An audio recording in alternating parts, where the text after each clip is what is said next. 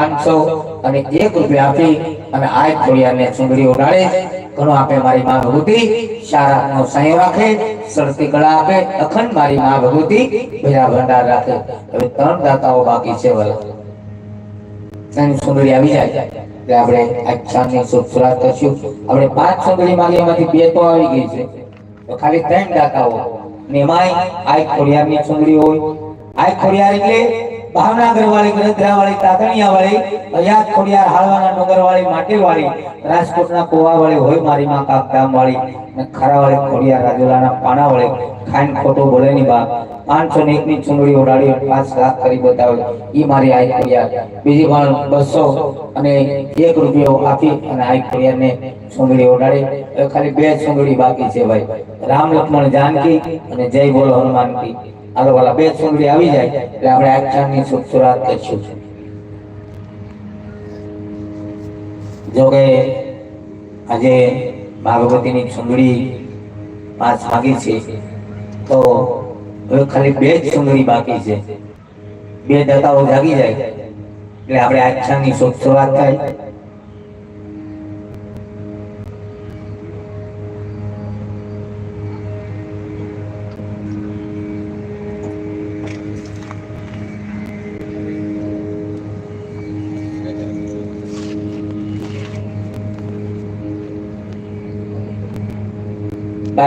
રાજદીપસિંહ નૂરીતસિંહ એમના તરફથી આ ખોડિયારની ચુંદડી 501 રૂપિયાની ઓઢાડે એટલે ખાલી 1 જ ચુંદડી બાકી છે ભાઈ હાલો છેલ્લો ધર્મનો થાંભલો છેલ્લી ચુંદડી આવી જાય એટલે આપણે માં ભગવતીના ચરણની અંદર ગુણગાન ગાય આ ચાંદની શુભ કરશું આપણે 5 ચુંદડી માંગી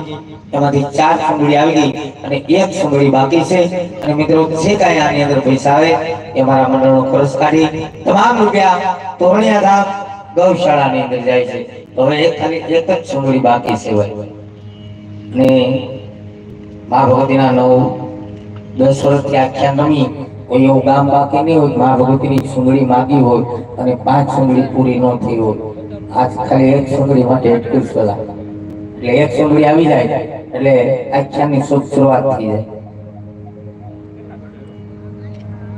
હાલો 5 ભાઈઓને 100 રૂપિયા ભેગા કરીને 1 ચુંદડી કરજો પૂરી એટલે આખ્યાનની શુભ શરૂઆત થાય 1 ચુંદડી માટે એટલું અને એમાંય આ ખોડિયારની ચુંદડી હોય અને એમાંય ઝાલા પરિવાર હોય મરવા ગયો અને એમના આંગણે આવું ભવ્ય આયોજન હોય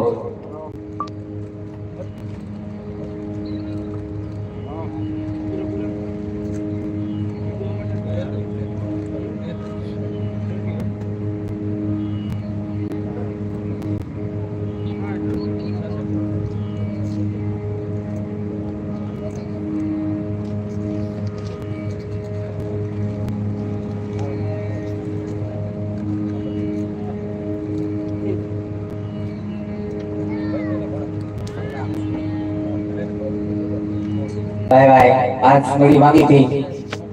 પાછી 5 ચુંદડી પૂરી થઈ ગઈ અને જય નગરમ મેરાધારી તોરણિયા ધામ આવે ભાઈ મિલનભાઈ કાકડિયા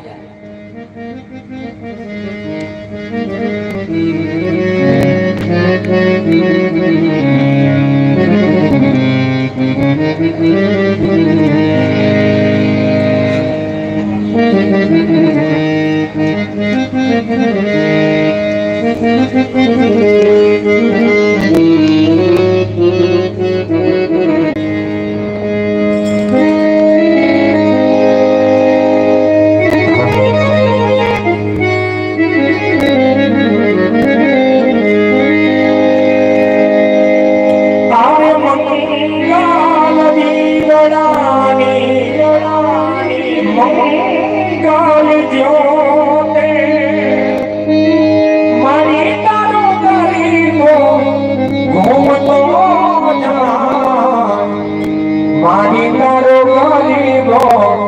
ગોમતો